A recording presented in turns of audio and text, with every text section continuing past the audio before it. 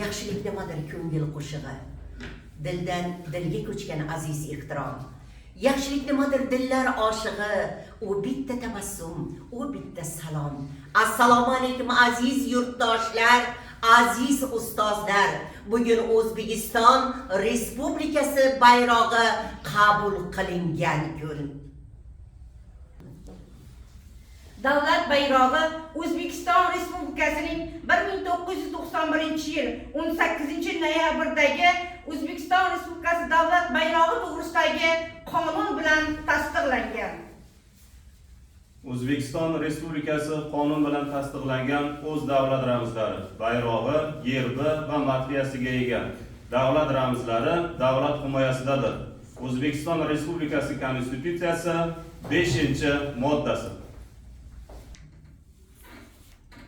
Ko'kda halpirar mag'rur O'zbekiston bayrog'i, dillarga solar g'urur O'zbekiston bayrog'i, o'z bayrog'im deb xalqim dilda qiladi g'urur, undagi har bir rangning o'z ramzi ma'nosi bor. Bayroqdagi rang ranglar qalbimizda satrlar bo'lib quyiladi albatta.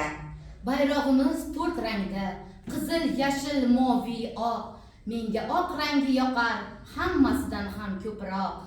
O'zbekiston davlat bayrog'i fuqarolarimizni birlashtiradi.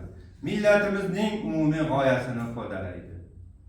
Oq rang insonlarga xos, odil, soflik belgisi, yashil rangi vatanning qir-adirlar ko'zgusi. O'zbekiston Respublikasi davlat bayrog'i butun jahon arenalarida mangu porlab hilpiraversin. Qizil rangi ham inson, tomirida oqqan qon, moviy rang o'lkadagi ko'm-ko'k musaffo osmon. Bayroqni asrash, millatni asrash demakdir. 12 yulduz asli, viloyatlar ramzidir. Bu bayroq vatanimiz chiroyidir, faxridir.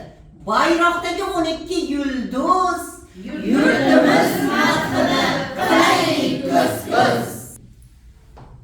Bayrog'imiz hilpirab tursa, demak vatanimiz tinch, xalqimiz baxtli. Bayrog'imizni hurmat qilish, yurtimizni sevish demakdir.